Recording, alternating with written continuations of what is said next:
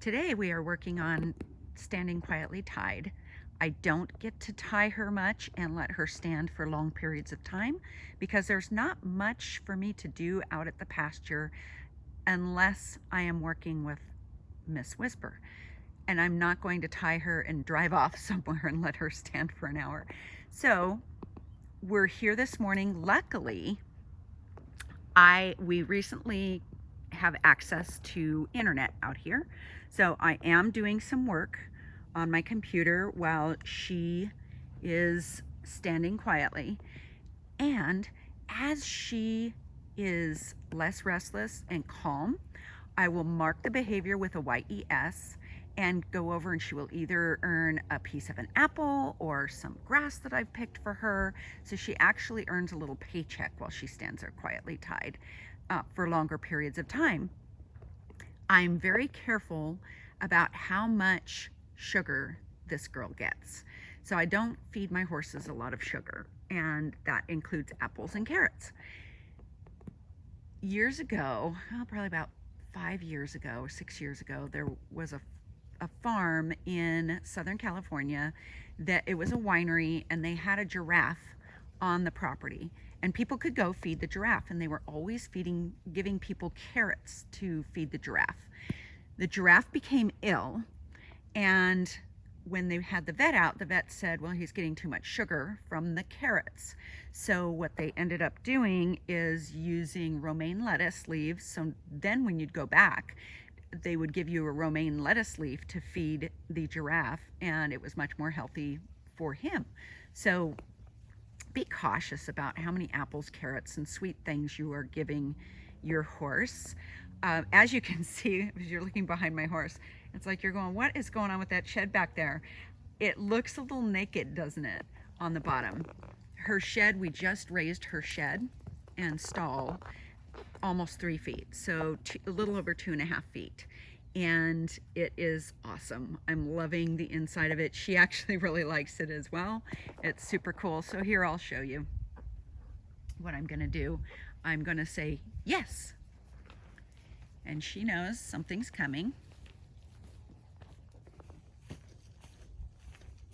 Nice job, girly. She gets a bite, and she is still standing quietly and being quiet.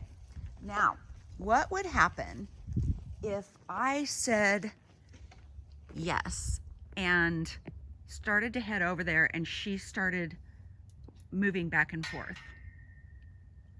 Well, I would stop walking back toward her, and I would walk back to my seat and sit down until she settled. And then, if my horse was doing it too much, then I would quit marking the behavior, because anytime you mark the behavior, you are going to, and she's going to get herself in a pickle here. Let's see if she gets herself out of it.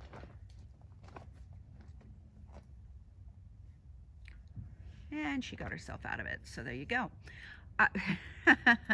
She's a little over 3, so she gets herself into pickles sometimes. But if my horse was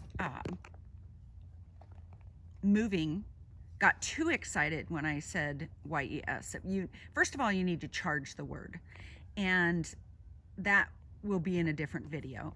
But first of all, you need to charge the word. And once the word is charged, which means that she understands that it means all good things are happening, then you can actually utilize the word. If I were just going to say YES and walk over there, yeah, after so many trials, she would understand that the YES means she's going to earn something. But we can charge it in a much more clean manner. So if I were to say it and she got dancy and prancy and started moving about, I would stop the moment she started to dance. So I can't let her dance back and forth for a few seconds and then stop moving toward her. I'm going to stop the moment she begins to dance, and I will move back toward my chair. So it's kind of a no reward mark, where she will begin to understand, ooh, when I start to move, mom goes back to her chair, so don't move.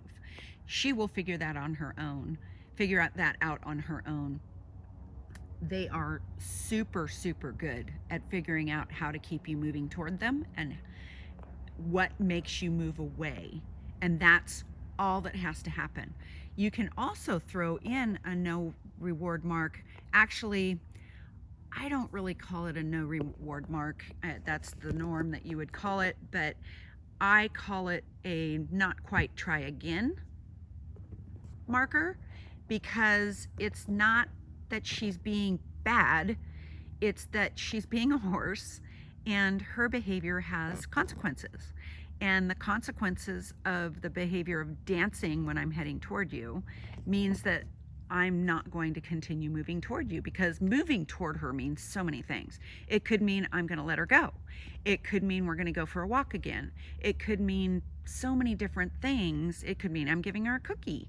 It could mean I'm going to come and brush her, something positive for her. And I don't want to kill behavior. I don't want her to think she's a bad horse. She's not a bad horse. All she can be is a horse. So what my goal is to let her know very clearly and instantly which behavior I like and which behavior I'm not really excited about. And so you notice there, as we watched her, she kind of moved around a bit. She stayed in the spot for a second, and then she moved around again a bit afterward. She didn't do it while I was moving over there. So let's do it again, and I'm going to see how she reacts. So I'm going to say yes. She was starting to go to sleep.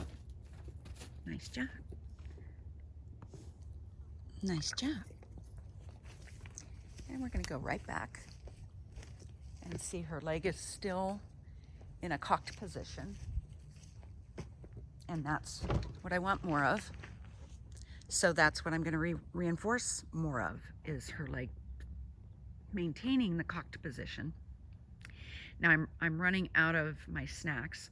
So what I could do is I could go feed, walk back to the chair, she stays quiet, and I would say, I would mark it again, and I would go back to reinforce her once again.